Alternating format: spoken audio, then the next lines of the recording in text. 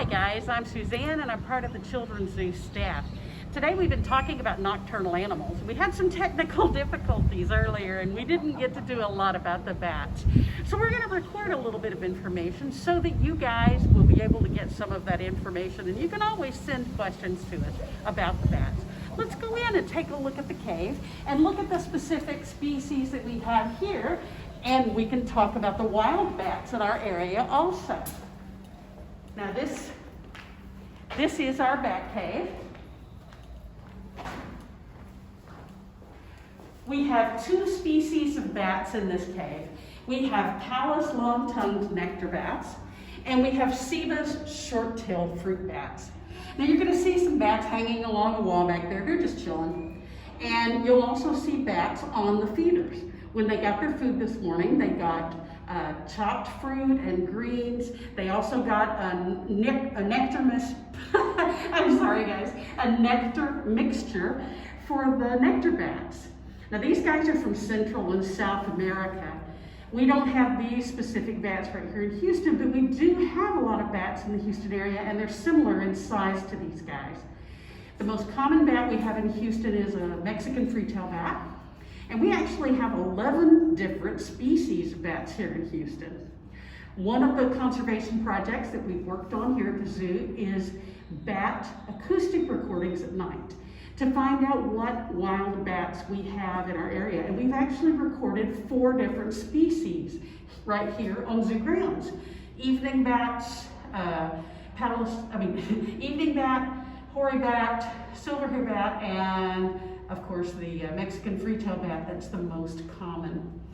Now, these guys, bats, have gotten a little bit of a bad rap lately, especially with the COVID-19 information. These guys are a completely different species from the bats that were suspected in the COVID-19. But we still take very seriously taking care of our animals and ourselves. So we use all the proper PPE protection when we go into the cave, mask, gloves, eye protection, and we always change clothes when we come in to do our work, and then change clothes before we leave. So we're being very, very cautious with these animals. If you are interested in seeing local bats once things open back up, you have the opportunity to come and see our bats here in the Children's Zoo, and there's also a large colony of Mexican freetailed bats under the Waugh Bridge right at Allen Parkway, over the bayou, and that is also an amazing colony to see. Now, these guys live about 10 years.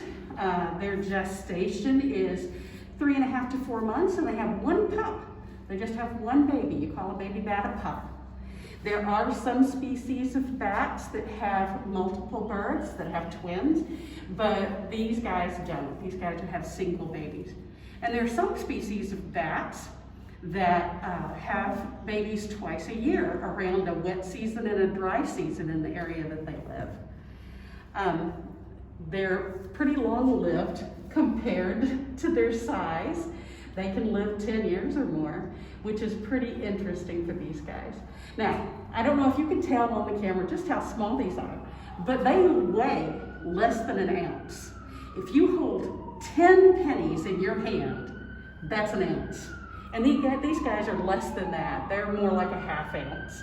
So they're pretty small bats.